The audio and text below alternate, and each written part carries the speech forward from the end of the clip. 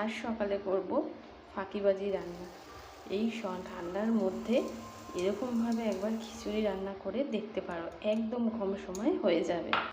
এরপর আমি চালটা আর ডালটা খুব ভালো করে ধুয়ে নিয়ে এর মধ্যে নুন আর হলুদ দিয়ে একবারে চালটা আর ডালটা মাখিয়ে নিচ্ছি। এগুলো হচ্ছে ফাঁকিবাজি রান্না।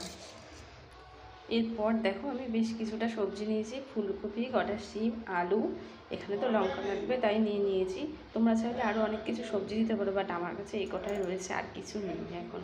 তো সব সবজিগুলোকে এখন একটু তেলে ভেজে নেব। দেখো কড়াইতে সব সবজিগুলো দিয়ে এবার একটু ভালো করে ভেজে নেব।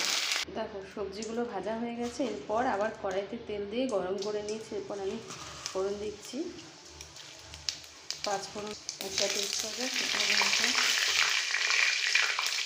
এরপর কেটে রাখা লঙ্কা দিয়ে এই দেখো এগুলো ভালো করে যাওয়ার পরে কড়াইতে দিয়ে ভালো করে নেড়ে নিচ্ছি। রান্নাটা কিন্তু আমি করবো পুরোটাই প্রেশারে, যাক সেটা করে আমি প্রেশারে জল দিয়ে প্রেশারের মুখটা আমি এখানে দিয়ে দিচ্ছি। জলটা আটকে দিচ্ছি, জল দিয়ে জাস্ট প্রেশারে দিয়ে প্রেশারের মুখটা আটকে দেবো।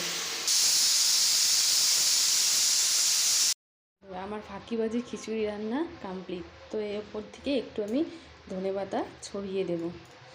ব্যাস, আজকের ফাঁকিবাজি সকালের জলখাবার আমার তৈরি। তোমরাও ট্রাই করতে পারো, জানি অতটা ভালো হবে না, তবুও দেখালাম।